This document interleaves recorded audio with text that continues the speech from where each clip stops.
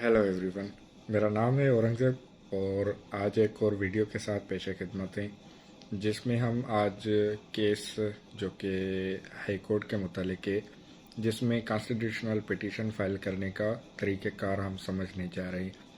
तो constitutional petition दाखिल होती है article 199 of the constitution of the Islamic republic of Pakistan के तहत, और ये मुख्तलिफ असबाब के लिए हो सकती है, जैसे कि गवर्नमेंट सर्विस से अगर आपको रिमूव किया गया है या कोई इंसानी हुकूक के मुतालिक आपका हक बनता है या और कोई डायरेक्शन इसमें आप हाई कोर्ट के ज़रिए लेना चाहते हैं या दिलवाना चाहते हैं। इसमें आर्टिकल 199 में 5 रिट्स होती हैं जो कि मेंडामुस, हेबियस कॉर्पस, स्टे या जिसको हम स्टे ऑर्डर या फिर इसको हम कह सकते हैं प्रिवेंटिव रिलीफ या फिर कोवारंटो, या उसके अलावा फिर होती है 5 रिट्स ये होती हैं। बहरहाल ये आप आर्टिकल 199 जब आप पढ़ेंगे, जिसके मुतालिक मैंने एक और वीडियो बनाई हुई है, तो उसमें आपको समझने में आसानी हो जाएगी। तो वीडियो को स्टार्ट करते हैं। जैसे कि आप देख सकते हैं, ये मेरा विजिटिंग कार्ड है। आप मुझसे इस नंबर पर रब्ता कर सकते हैं। ये मेरी कराची की एड्रेस है।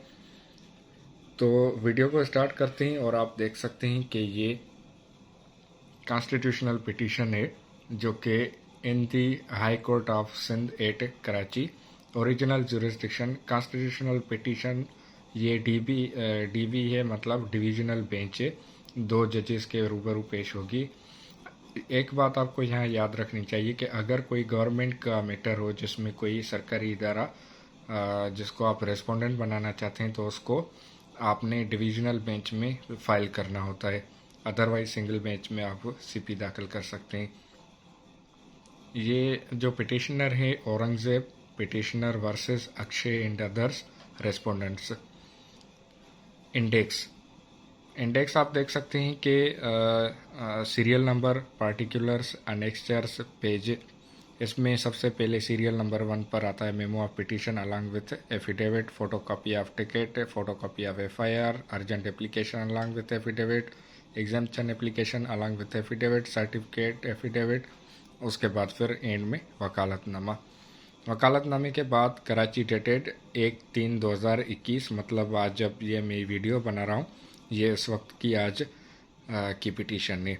और इसमें एडवोकेट फॉर पिटिशनर, जो कि मैं एक पिटिशनर था क्लाइंट का। बहरहाल तो इसमें एडवोकेट फॉर पिटिशनर की जगह अगर आप इन पर्सन जाना चाहते हैं तो आपने यहाँ सिर्फ इसको लिखना है इन पर्सन।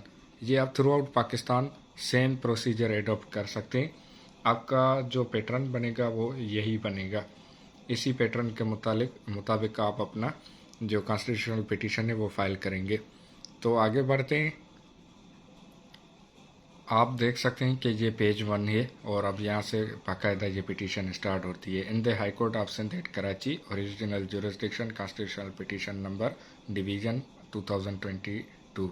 इसमें सबसे पहले जो पिटिशनर है उसकी मुकम्मल एड्रेस, सन ऑफ, मुस्लिम एडल वगैरह लिखकर आपने जहाँ की रिहाइश है उसको फिर पिटिशनर बनाना है। जैसे कि मैंने इसमें पिटिशनर बनाया है। वर्सेस मतलब जिसके खिलाफ आप दाखिल करना चाहते हैं, जो भी बनता है उसका नाम, सन ऑफ, उसकी एड्रेस लिख कर आपने उसको रेस्पोंडेंट बनाना होता है। इसमें respondent number 1 director general NADRA having its head office at Islamabad, director general passport ministry of interior Islamabad, respondents. ये constitutional petition under article 199 of the constitution of the Islamic republic of Pakistan 1973 file की जा रही है, दाखिल की जा रही है। That the petitioner above named respectfully begs to submit is under.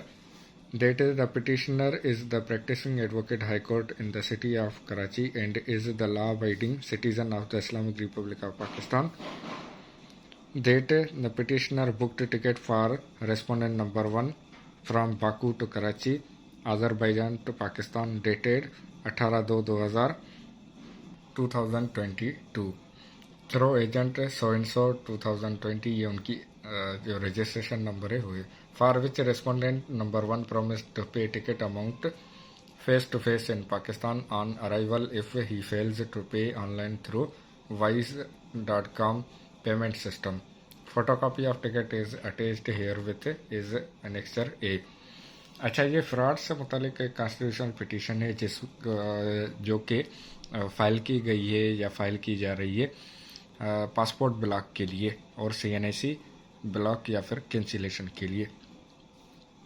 फिर number 3 that the respondent number 1 said that he will bring purchase the laptop Dell Inspiration 1515 and iPhone. Para number 4 that the respondent number 1 arrived Pakistan on same booked ticket day in Pakistan. Para number 5 that the respondent number 1 asked the petitioner to meet near Atrium Mall, Karachi, where petitioner went to meet.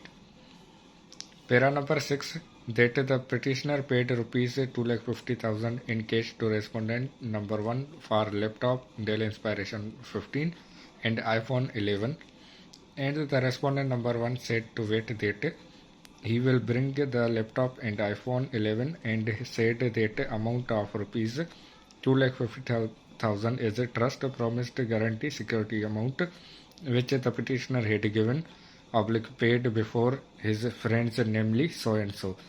मतलब इसमें जो facts लिखे गए हैं वो एक इस petition के मुताबिक लिखे गए हैं।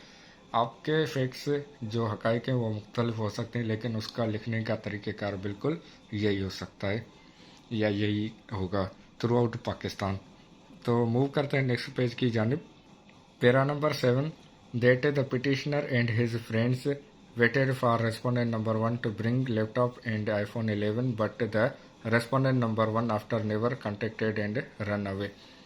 Para number 8 that the petitioner contacted the respondent number 1, but instead of giving handing over laptop and iPhone 11, respondent harassed and threatened to kidnap smuggle and kill.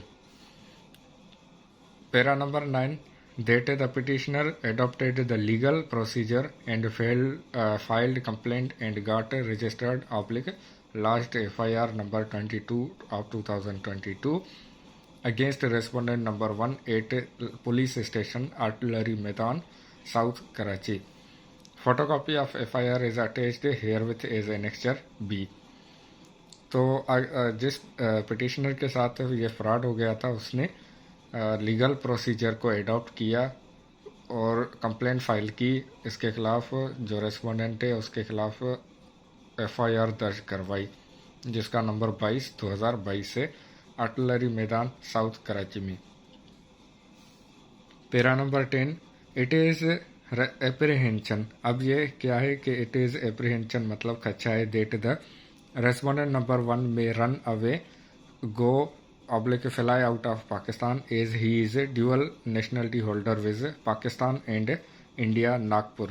Therefore, it is very necessary to take appropriate legal action against him in accordance with law.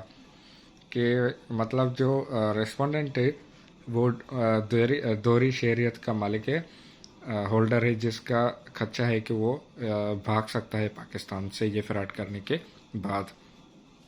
उसके बाद फिर para number 11 that due to the act of the respondent the petitioner has suffered a lot of mental torture, agony and physical inconvenience as well as financial losses for which respondent is sole responsible. Para number 12 that the petitioner has no alternate remedy except to file this constitutional petition before this honorable court for redressal of his grievances. उसके बाद अब आते हैं prayer जो कि इस्तदा की जाती है कोर्ट से। In the light of above facts and circumstances, it is respectfully prayed on behalf of the petitioner upon named that this honorable court may be graciously be pleased to। Prayer की तरफ बढ़ने से पहले मैं आपको एक इसमें बात बताता चलूँ कि हाई कोर्ट में पिटीशन हम कॉन्स्टिट्यूशनल पिटीशन हम तब फाइल करते हैं जब हमारे पास और कोई ऑप्शन नहीं होता। तो इसलिए अगर आपको कोई और ऑप्शन है जो कि आपके पास अगर रेमेडी अवेलेबल है तो आप सबसे पहले वो रेमेडी अवेल करें। मतलब लोअर कोर्ट में अगर आपको ऑप्शन दिया गया है, कानून में कोई गुंजाइश है, तो पहले आप वहाँ जाएं, उसके बाद फिर आप हाई कोर्ट में आ जाएं, वरना आपकी जो कॉन्स्टिट्यूशनल पिटीशन है वो डिसमिस हो जाएगी। तो प्रेयर का class A, to block passport number, इनका ये पासपोर्ट नंबर दिया गया है of respondent number 1 through respondent number 3। अब जो पासपोर्ट ब्लॉक करने की जो अथॉरिटी है वो सिर्फ और सिर्फ हाई कोर्ट के पास है कि वो रेस्पोंडेंट नंबर 1 का पासपोर्ट ब्लॉक करने के लिए रेस्पोंडेंट नंबर 3 को डायरेक्शन दे, मतलब वजारत दाखिला, मिनिस्ट्री ऑफ इंटीरियर को। उसके बाद फिर para B, to direct the respondent number 2 to block oblique cancel CNIC of respondent number 1 के मतलब जो रेस्पोंडेंट नंबर 2 जो कि नादरा है, उसको हुक्म जारी किया जाए कि उसकी CNIC को ब्लॉक किया जाए, ऑब्लिक कैंसिल किया जाए। Para number 3, to direct the respondent number 3 to keep oblique place respondent number 1 CNIC and passport on exit control list, मतलब उसको ECL पर रखा जाए, एग्जिट कंट्रोल लिस्ट पर प्लेस किया जाए, रखा जाए, ताकि वो पाकिस्तान से बाहर भाग ना सके। उसके बाद फिर डी, एनी अदर रिलीफ, मतलब और कोई भी अगर बात या फ़ायदा ऑनरेबल हाई कोर्ट समझती है कि which this honourable high court honourable court deems fit and proper in the circumstances of the case, be also awarded to the petitioner, के पिटिशनर को इसके अलावा अगर कोई फ़ायदा देना चाहे तो वो दे सकते हैं। कास्ट ऑफ द पिटिशन, जो इस पिटिशन दाखिल करने में पर खर्च किया गया है वो खर्चा भी उसको पिटिशनर को दिलवाया जाए। कराची, डेटेड 1/3/2022। यहाँ पर आएगा डेपोनेंट, उसके बाद फिर एड्रेस एडवोकेट फॉर पिटिशनर, जो कि पिटिशनर के एडवोकेट हैं, उसका नाम आएगा। ये हमारी पिटिशन हो गई, मेमो ऑफ पिटिशन। अब बढ़ते हैं इसके एफिडेविट की जानिब। ये आ गया इसका affidavit. In the high court of Sindh at Karachi, original jurisdiction constitution petition number D division 2022, Aurangzeb petitioner versus Akshay and others, respondent affidavit. Affidavit में आपने अपना लिखना है कि I Aurangzeb son of so and so, Muslim adult so and so, resident of so and so, affirmation on oath as under, कि मैं हलफ उठाता हूँ कि ये जो नीचे दिया गया है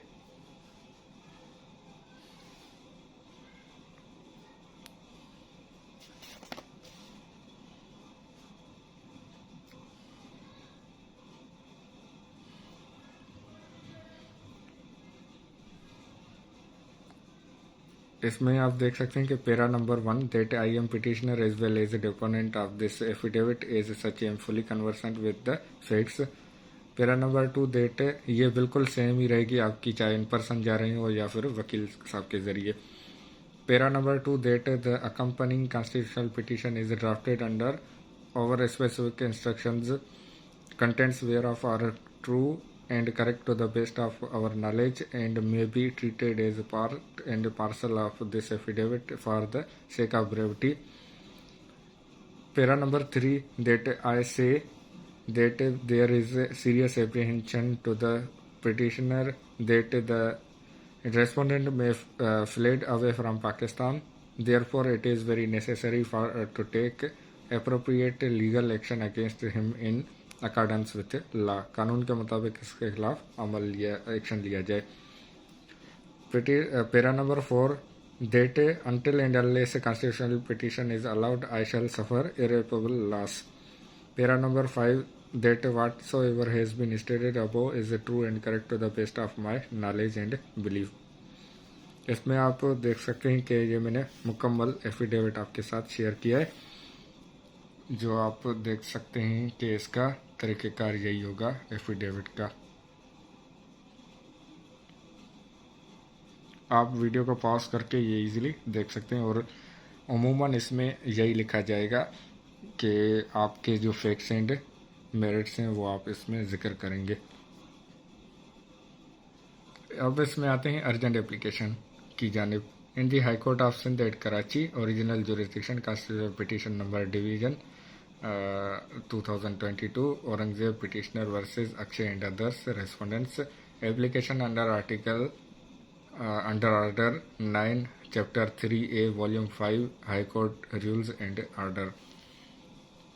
ये जो अर्जेंट एप्लीकेशन हम फाइल करते हैं हाई कोर्ट में उसका तरीक़ेकार इसी कानून के तहत होता है जो कि रूल्स एंड ऑर्डर्स हैं हाई कोर्ट के। इसमें जो लिखा जाएगा वो ऐसे ही लिखा जाएगा कि it is respectfully submitted on behalf of the petitioner above named that this honourable court may be please to take up the above matter is an urgent motion and place the same in the court or in the chamber on or before 4/3/2022 in view of the urgency of the matter as such the respondent may fled away without payment of the amount of the petitioner hence this application the prayer is made in the larger interest of justice। तो आप ये देख सकते हैं कि ये जो बनाई गई है इसमें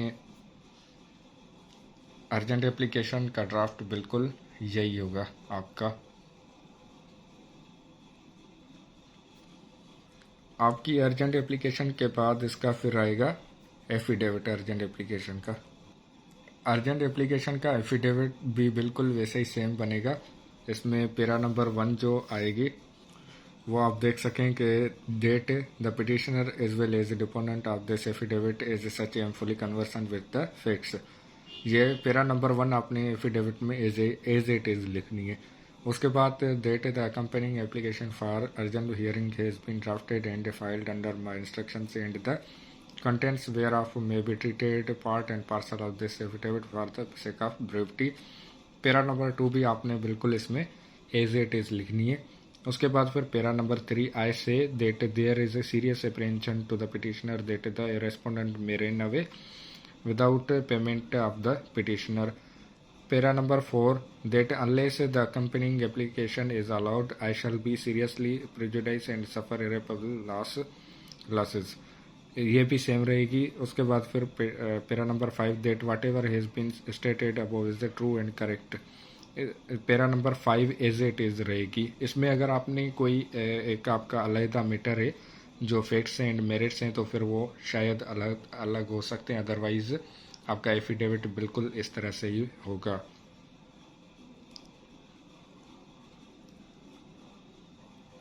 उसके बाद फिर एग्जाम्पशन एप्लीकेशन आप देख सकते हैं in the high court of Sindh at Karachi original jurisdiction CP number so and so Aurangzeb petitioner versus Akshay and others exemption application. अब इसमें एग्जाम्पशन एप्लीकेशन हम लगाते हैं कि हमें एग्जाम्प्ट किया मतलब इजाज़त दी जाए कि जो कागजात हमारे पास मौजूद नहीं है वो इसमें हम नहीं लगा सकते। तो हमें ये जो CP हम फाइल कर रहे हैं इसको सुना और प्रोसीड किया जाए। Exemption application it is most respectfully prayed on behalf of the petitioner above named that this honourable court may graciously be pleased to exempt him from filing a certified copy and English Urdu translation of the annexures in this case as the same are matter of record and cannot be denied।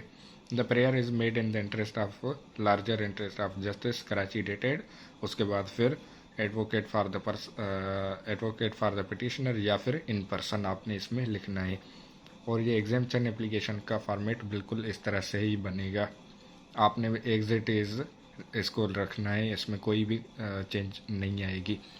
बाकी जो इसमें parties के नाम है जैसे Aurangzeb petitioner, तो आप अगर पिटिशनर चेंज है तो फिर पिटिशनर उसका नाम अलग लिखा जाएगा और जो रेस्पोंडेंट है बाकी सारा एज इट इज़ रहेगा और तरीक़ेकार इसका यही होगा। तो बढ़ते हैं आगे।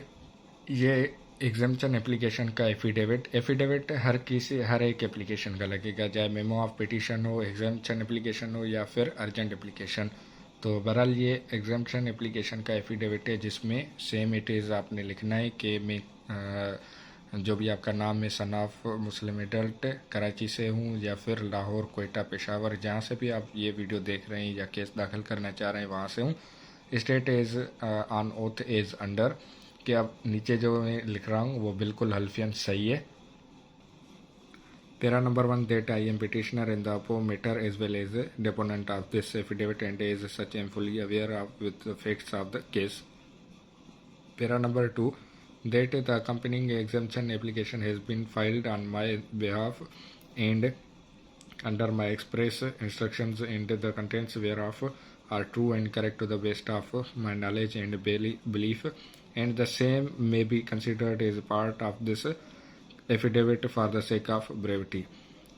Para number 3, that until and unless the accompanying application is allowed, I shall be seriously prejudiced that whatever stated above is true and correct to the best of my knowledge and belief.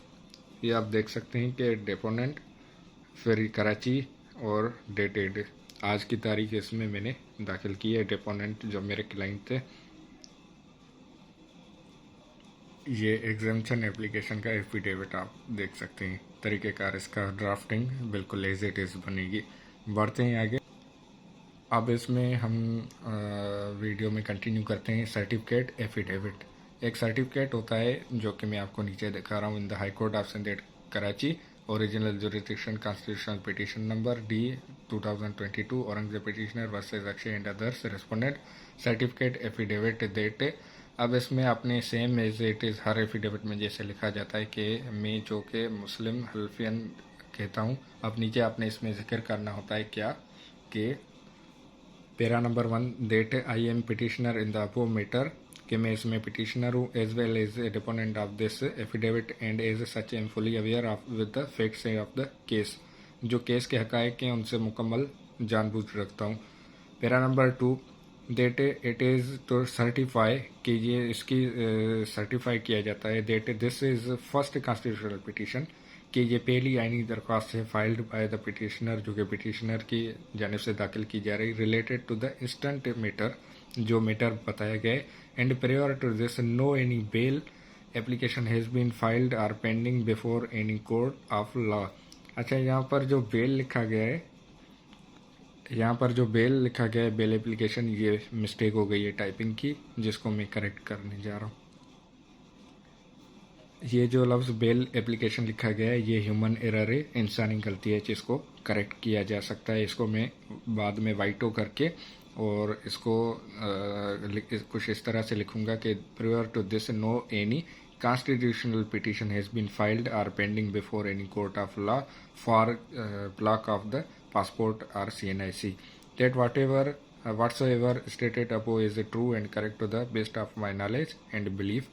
उसके बाद फिर deponent Karachi dated, तो इसका जो draft बनेगा वो बिल्कुल इस तरह से ही बनेगा। ये आप देख सकते हैं कि सर्टिफिकेट आपने इसमें इसके साथ लगाना है कि इससे पहले आपने कोई भी आइनी दरख्वास्त या कोई केस इससे मुतालिक आपने नहीं दाखिल किया और ये फ्रेश मैटर है। आप देख सकते हैं कि मैंने अपने विजिटिंग कार्ड्स आपकी रहनुमाई के लिए यहाँ पर लगा दिए हैं, जिसमें जो कि मेरे एड्रेस, मोबाइल नंबर, ईमेल और वेबसाइट का नाम दिया हुआ है। तो आप मुझसे रब्ता कर सकते हैं और हमारी खिदमत से फ़ायदा हासिल कर सकते हैं, जो कि अवर सर्विसेज हैं, labour laws, NIRC cases, service cases, FIA, cyber crime, intellectual property, anti narcotics, terrorism, corruption, property, banking, या इस तरह से succession, family, media laws, NAB cases, जो भी हैं, आप उनसे हमसे रब्ता करके और अपने जो मसाइल हैं उनका हल निकाल सकते हैं। तो बहरहाल ये आप देख सकते हैं, मेरी जो मुकम्मल डिटेल है वो मैंने आपके साथ शेयर की हुई है। मेरी कराची की एड्रेस है। आप मुझसे पाकिस्तान से किसी भी शहर से रब्ता करके और रहनुमाई हासिल कर सकते हैं कि आपका जो भी मसला है उसमें आपको अगर हेल्प चाहिए तो बिल्कुल मैं हाज़िर हूँ। तो उम्मीद है इस वीडियो के ज़रिए आपकी रहनुमाई हो जाएगी और आपको एक कॉन्स्टिट्यूशनल पिटीशन बनाने में मदद हासिल होगी, जो कि मैंने इसका फॉर्मेट आपके साथ शेयर किया है। ये कराची का है, लेकिन कोयटा, लाहौर, पेशावर या किसी भी शहर का, सखर, हैदराबाद या पाकिस्तान के किसी भी शहर का जो फॉर्मेट होगा वो इसी नोयत का बनेगा। तो उम्मीद है इस वीडियो की मदद के ज़रिए आप एक केस दाखिल करने के काबिल हो जाएंगे, चाहे इन पर्सन या फिर वकील साहब के ज़रिए, या फिर आप खुद चलाने के काबिल हो जाएंगे। तो मुझे इजाज़त दीजिए, अपना ख्याल रखिए और कोई सजेशन या फिर कोई कमेंट में आपने क्वेश्चन पूछना हो तो मुझसे रब्ता कर सकते हैं। Thank you, take care.